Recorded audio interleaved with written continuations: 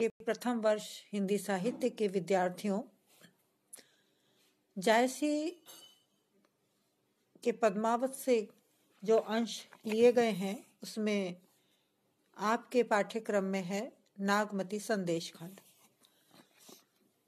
जिनके अंशों की व्याख्या चल रही है। उसी क्रम में आज जिस पद्यांश की व्याख्या है वह पद्यांश इस प्रकार है।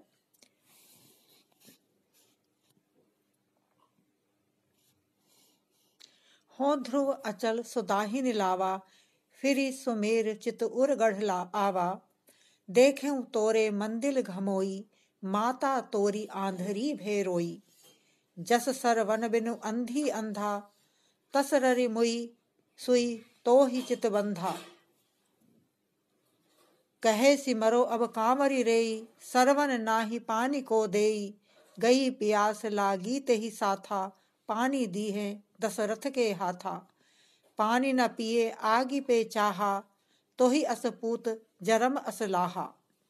भागी रथी होई करु फेरा, जाई संवार मरन के बेरा।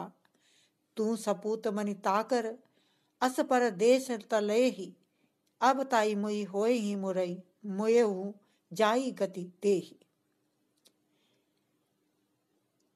इन पंक्तियों में तोता रत्नसेन से को संदेश देते हुए उसकी माता का चित्रण, उसकी माता की पीड़ा का वर्णन उसके सम्मुख कर रहा है।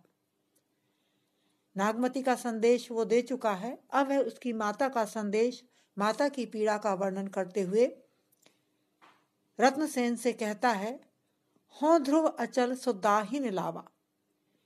वो कहता है कि मैंने ध्रुव के समान अचल होकर, ध्रुव एक तारा है जो अटलता का प्रतीक है, स्थिरता का प्रतीक है। तो वो कहता है, तोता कहता है कि मैंने ध्रुव के समान अटल होकर के, अचल होकर के दाहिन लावा, दाहिनी ओर चक्कर लगा करके सुमेरु पर्वत के समान, सुमेरु पर्वत के समान चित्तौड़गढ़ पहुंचा। यहाँ पर चित्तौड़गढ़ की तुलना सुमेरु पर्वत से की गई है। तोता चित्तौड़गढ़ की तुलना सुमेरु पर्वत से करते हुए कहता है कि हे रत्नसेन, मैंने ध्रुव के समान अचल होकर के उसके चारों ओर चक्कर लगाए और मैं तब चित्तौड़गढ़ पहुंचा।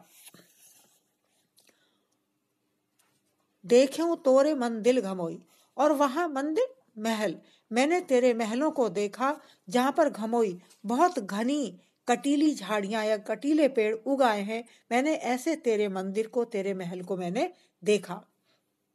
माता तोरी आंधरी भैरोई, और उन महलों में मैंने तेरी माता के भी दर्शन किए जो तेरे विरह में रो रो करके अंधी हो गई है।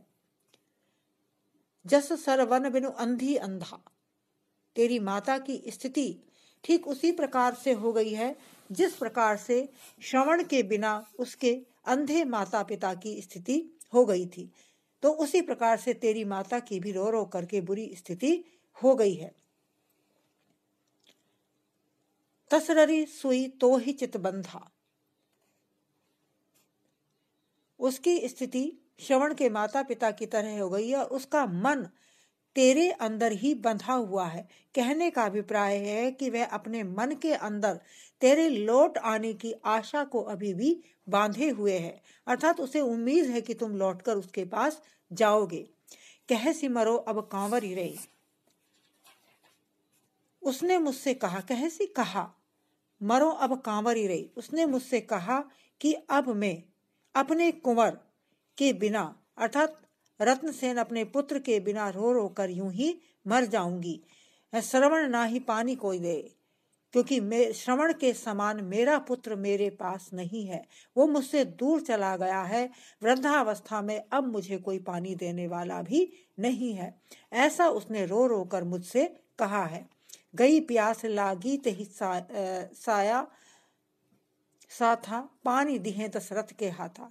मेरी प्यास, भूख प्यास भी उसी के साथ चली गई है, अर्थात जब से मेरा पुत्र यहाँ से गया है मेरी प्यास भी समाप्त हो गई है, अर्थात जल पीने की मुझे इच्छा नहीं रही। पानी दिहे दशरथ के हाथा, जल मुझे उसी प्रकार से लगता है जैसे जब श्रवण की मृत्यु के पश्चात दशरथ ने आकर के श्रवण के माता पिता को जल दिया था तो उनको जिस पीड़ा का अनुभव हुआ था उसी पीड़ा का अनुभव रत्नसेन की माता कहती है कि मुझे हो रहा है अपने पुत्र के वियोग में। पानी न पिए आग पे चाहा, पानी पीने की मेरी इच्छा नहीं होती, पानी के स्थान पर मैं चाहती हूँ कि मैं आग का ही भक्षण कर लूं, आग को ही पी लूं। तो ही असपूत जरम असलाहा। अब तोता रत्नसेन से कहता है कि तेरे जैसे पुत्र को जन्म दे करके उसे क्या लाभ हुआ कि वह इस तरह से तेरे विरह में भूख प्यास से तड़प रही है। भागीरथी होई करु फेरा। तोता रत्नसेन को संबोधित करते हुए कहता है कि तेरी माता भूख प्यास से तड़प रही है, अब भागीरथी नदी के समान उसके पास फेरा करो। अर्थात जिस प्रकार से राजा भगीरथ ने गंगा को भू पर ला करके अपने पूर्वजों का तर्पण किया था, उसी प्रकार से तुम भी भागीरथी नदी के समान उसके समीप जाओ और उसको तृप्त करो। जाई सवारु मरण के बेरा। अब इस समय उसका समय मरण का समय है, अर्थात वह मरणासन है, वृद्ध हो चुकी है। मृत्यु के समय उसके समीप भागीरथी के समान पहुंच करके उसके जीवन को संवारो, उसके अंतकाल को अच्छा बना दो। तू सुपूत मनि ताकरी अस परदेश तले ही, अब ताई मुई होई मोयु जाई गति देहि। रत्नसेन कहता है कि तुम्हें अब परदेश में न ले ही नहीं रहना चाहिए, तुम्हें अब परदेश में नहीं रहना चाहिए, अर्थात तुरंत प्रस्थान चित्तौड़गढ़ की ओर कर लेना चाहिए, क्योंकि तुम्हारी माता इस समय मरणासन है। और लगता है अब ताई मुई होई मुई जाई गति देही, और मुझे तो यह लगता है कि तुम्हारे विरह में तुम्हें याद करती करती संभवतः वह अब तक मर भी गई होगी, है। तो यानी कि उसने अब तक अपने प्राण त्याग ही दिए होंगे, क्योंकि जब मैं वहां से चला तभी उसकी स्थिति बहुत अच्छी नहीं थी, वह मरणासन थी। तो मुझे ऐसा लगता है कि तुम्हें याद करते करते शायद उसने अब तक प्राण त्याग दिए होंगे। तोता आगे रत्नसेन से कहता है, मोई जाई गति दे, अब तो कम से कम तुम्हें वहां जाकर मृत्यु के पश्चात ही उसे गति दे देनी चाहिए, अर्थात उसका संस्कार करके उसकी आत्मा को शांति प्रदान करनी चाहिए। इस प्रकार हीरामन तोता रत्नसेन को चित्तौड़गढ़ जाने के लिए प्रेरित करता है, उसकी माता की स्थिति का उसके सामने वर्णन करता है और ये बताने की चेष्टा करता है कि तुम्हारे विरह में तुम्हारी माता ने अब तक प्राण त्याग दिए होंगे, इसलिए अंतिम संस्कार के समय तो पुत्र को वहां जाना ही चाहिए। इसमें वात्सल्य विप्रलंब का सुंदर चित्रण जायसी ने किया है।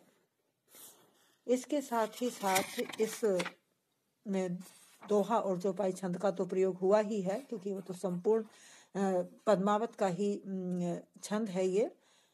इसके साथ साथ अनुप्रास, उत्प्रेक्षा और दृष्टांत, उदाहरण आदि अलंकारों का इसमें प्रयोग किया गया है। रत्नसेन की माता की